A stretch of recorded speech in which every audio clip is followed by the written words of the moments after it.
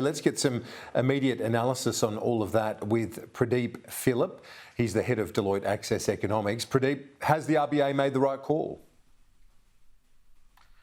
Kieran, as you know, we've been calling for a pause for a couple of months now because we've been seeing evidence of a slowing economy, of inflation having peaked, and that the drivers of inflation were more supply side than demand side, and that the rates that had been baked in over the last year hadn't really taken effect. So today's news will be welcomed by mortgage holders and businesses, small and large alike.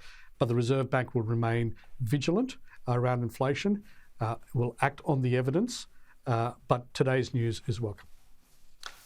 Now, Pradeep, you've conducted an independent review of Medicare for the government, identifying billions in waste. Now, it was commissioned by the Health Minister last year, just as a bit of background for our viewers, and designed to examine integrity and compliance issues within the system. It's come back, your report, with 6 planks of reform, recommending a raft of changes, including simplifying Medicare's billing and payment systems, a new oversight committee to monitor its operation, and an urgent upgrade of Medicare's core technical systems. Now, as I say, you're the author of this report today.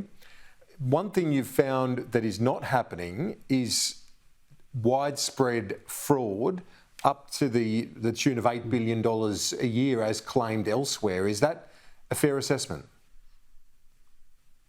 Yes, it is, Kieran. And can I say one of the things that is really positive about this report is that it finds that our health workers in the country are incredibly altruistic and are keen to do the right thing by their patients and by the Medicare system.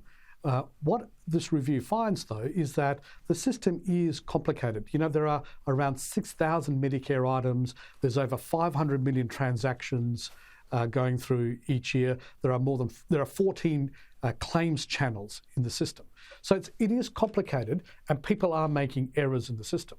But like any other industry, Kieran, you know that there are some bad apples.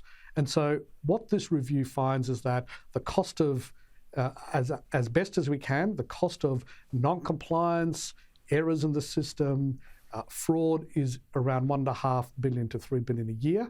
But we put forward some solutions that will start to identify risk better and start to deal with errors and fraud a lot better.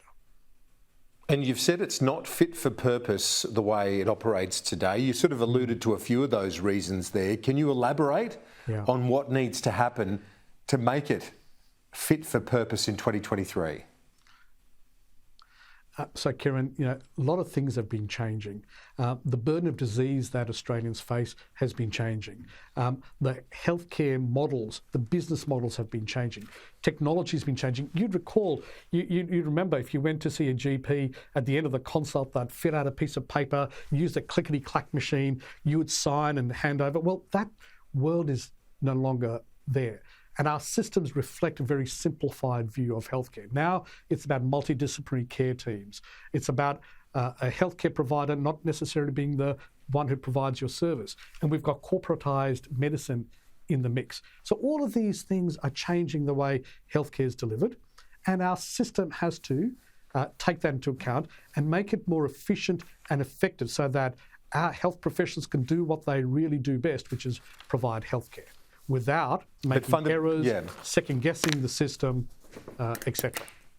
But fundamentally, as you said earlier, the vast bulk of health practitioners in this country are doing the right thing, and the leakage, as you describe it, is from non-compliance, as mistakes in terms of their efforts to try and comply with the rules, as opposed to widespread fraud.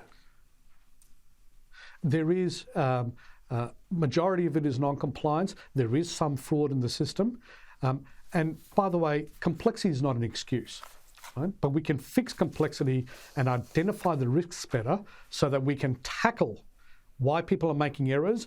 But more importantly, we can also identify better those committing fraud and deal with them.